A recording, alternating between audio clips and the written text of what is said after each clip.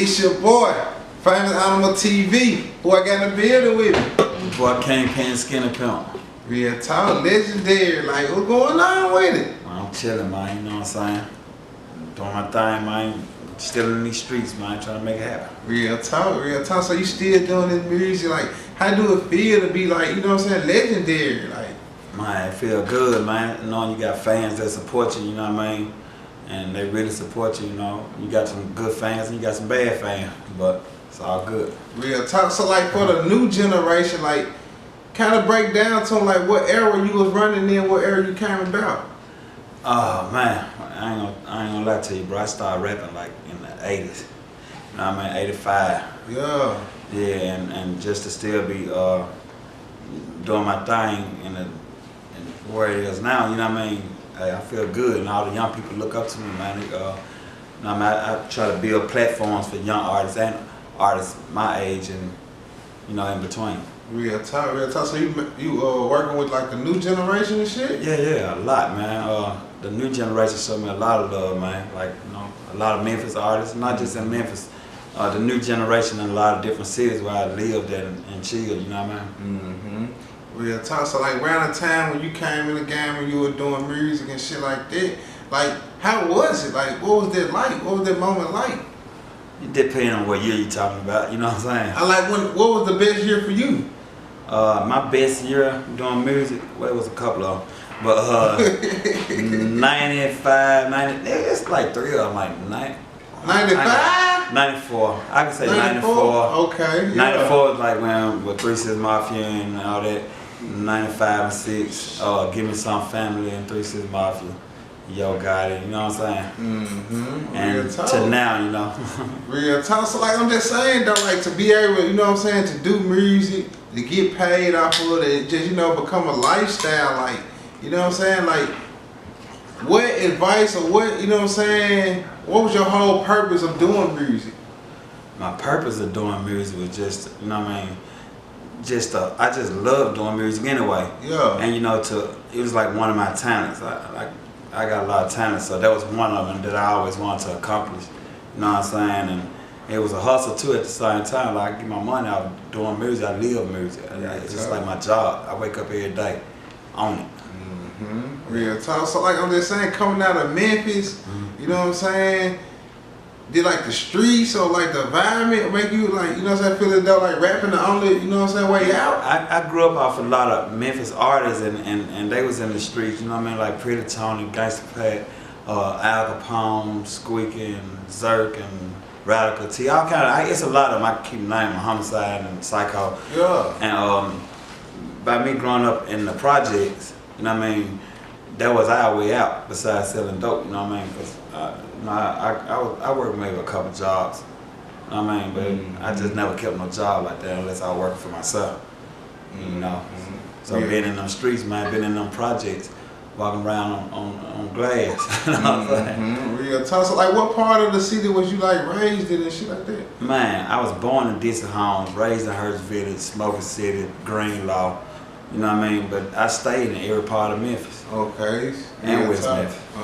So like, but it was mostly like North Memphis, basically. Yeah, basically all North Memphis, yep. Fraser, Raleigh. Real talk. So like at the time when you were, you know what I'm saying, you know, first getting into it and things like that, coming from North Memphis and things like that, was like rappers getting along? Like was it a bunch of, you know what I'm saying? Yeah, but it was times where we was like in tour with Zerk and Squeaky and them back in the day when we first started out. But it was like some old misunderstanding of not knowing the business with music. Really, none of us really knew the business like we should have known. And nobody knew how to solve it once it got started. So we just ended up growing out of it, you know what I mean? Yeah. So like how's the relationship now? Like how's the shit going super, man. I call Squeak up to my guy. Real talk. I'm my guys, brothers, you know what I'm saying? And it's the same way with them, you know what I mean? It's love there, man. Real talk. Yeah, for sure. Real talk. So like, what was one of your hardest records? Like, man, I have a lot of them, but my hardest album, we just say that was King of the Players Ball. That's one of the everyone's favorite. You know what I mean? But one of my hardest songs, maybe Looking for the Tune. Yeah, talk.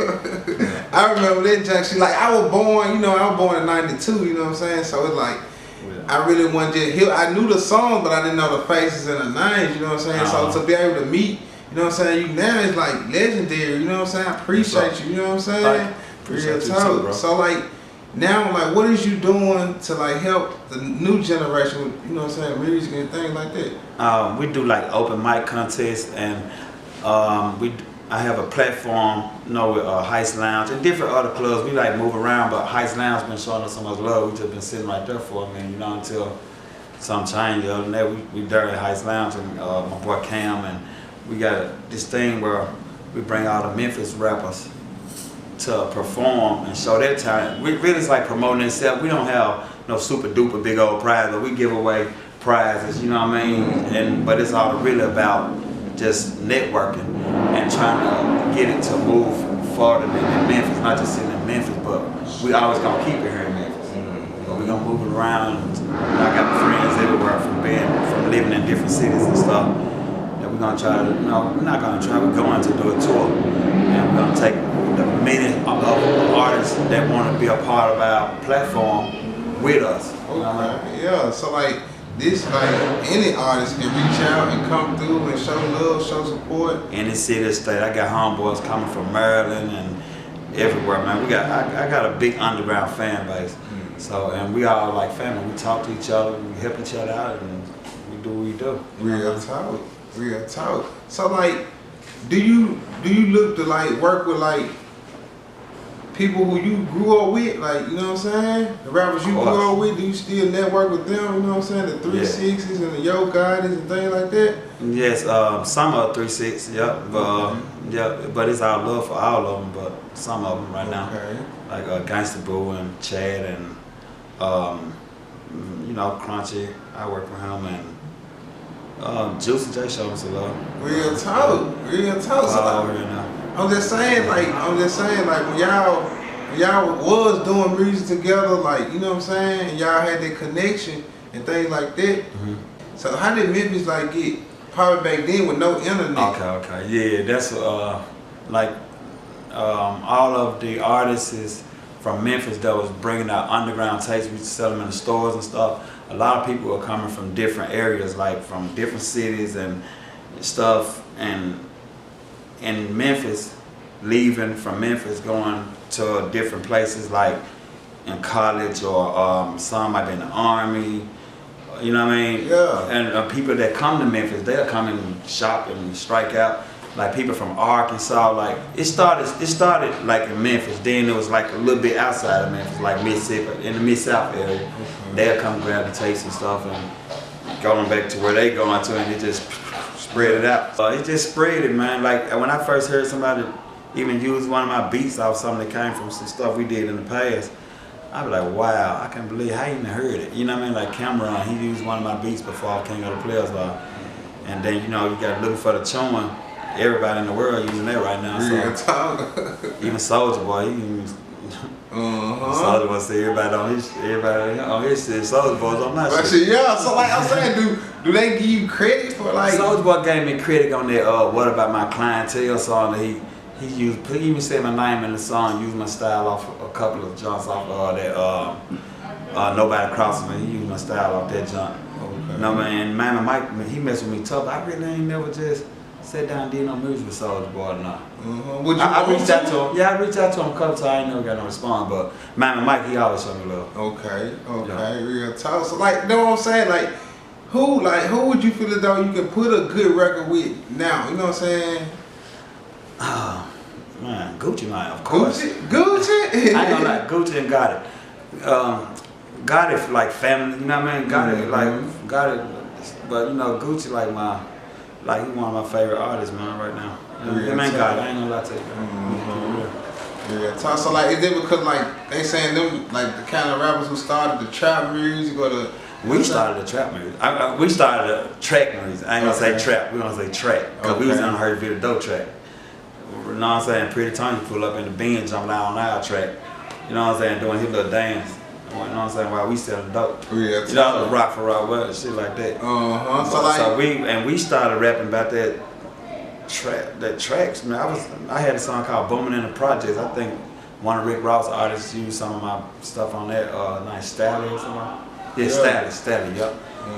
Yeah, so we've been doing it, but Gotti, he like maybe the first one in Atlanta that started doing the trap music, I guess. I don't know. But he always support and show love to me though. Yeah, that's why I always gotta say he's one of my favorite artists because he always show me love. Every interview you hear Gucci say Skinny Pimp, Skinny Pimp. More than anybody, just all Memphis rappers, Kingpin, Skinny Pimp. Gotta show me a lot of love too, bro. So those are my favorite two rappers. So like I'm saying, like, what's different from you from back then and now? Like, what's the difference? Have you changed up the flow? Changed up the, you know what I'm saying? Nah, I still got that flow. The only thing that probably changed up was my grownness. You know, me growing up and, you know what I'm saying, a lot of stuff I probably wasn't rapping about. I mean, that I was rapping about back then, I might not be rapping about the same type of stuff because I was young and wild back in them days. So I still got some of this shit in me, but it's a little grown effect to it, you know what I mean? Real talk. So like I'm saying, a lot of rappers nowadays, they like, a lot of young rappers coming in the game, they rapping about things they really were doing, it's getting them in trouble, getting them locked up. Was it the same way back then? Yeah, and that's why I had to switch up flights, go to the penitentiary and visit my brother. And when I had to be in the penitentiary visiting him, other rappers say, man, Skinny, they be so happy to see me. And they be like, we grew up off your music, man, your shit got me here. No, it didn't. Damn, so your music got them in the man, shit, they used to be like, man, the shit we used to ride to, and when it's time to go do some shit, we turn your shit on, boy. But that was your decision. Now I'm telling you, it's your decision. I make sure I stretch that to them while they're in there so they don't keep going around saying my music or 3 6 Mafia music or whatever. Got them to doing it. It's like you make your own decision. But we were just spitting how we grew up or seeing other people around us grow up, you know what I mean? Real talk. So was it the crunkness, like the beat, like what was it? Like, yeah, all that. Plus we was like really in the streets with it. Like we was really in the club, really, man, it was times we getting fights in the clubs and man, all kinds of shit used to go down. Shootouts, we would drag guards and stuff in and all kind of stuff. So real talk. Like what you got next? Like what you pushing right now? What you got? Man, I got a couple of albums out right now. I have a whole catalog, a couple of catalogs out, but I have a couple of albums that I dropped recently. Okay. And one of them is called Hear My Dear. It's like a little massive singer, and maybe not a massive singer. It's like 6 songs or something like that. Okay. That's a massive singer. You ain't got no features on it? I don't know. No, I don't really do too many features on. You know what I mean? But no, man. I got another album I call Holocaust. It got some features like T-Rock and just some Memphis or Atlanta type features on it. Yeah. So like I'm saying, like they wanted to reach out to you, come to the open mic, you know what I'm saying? Shit like that, how could they reach out to you? Yeah, they can hit me up at Skinny Pimp 999 on everything. Or Kingpin Skinny Pimp 999. Yeah. From all social media, everything Skinny Pimp 999. Real talk. So like man, you got any shout outs? You got anybody, you know what I'm saying, you want to shout out to? Yeah, man, I want to send a shout out to my boy Big Fate Mike, you know what I'm saying, my boy Billion Ways, Diane Mafia, you know what I'm saying, Jimmy Bond Thug Child, you know what I'm saying, my lawyer, Brad Eisen, you know what I'm saying, Josh, you know what I'm saying. I want to just shout out to Ho Give Me Some Family and everybody who do my music. I want to give a big shout out to you, Famous Animal TV, and all my fans out there that have been supporting me since the 90s. Real talk. Real talk. Y'all know what's going on. It's your boy Famous Animal TV, and I'm going to keep bringing y'all legendary shit. You dig what I'm saying? Putting on for Memphis. You did. Hit that like button, drop a comment, make sure I hit that subscribe button. Signing off.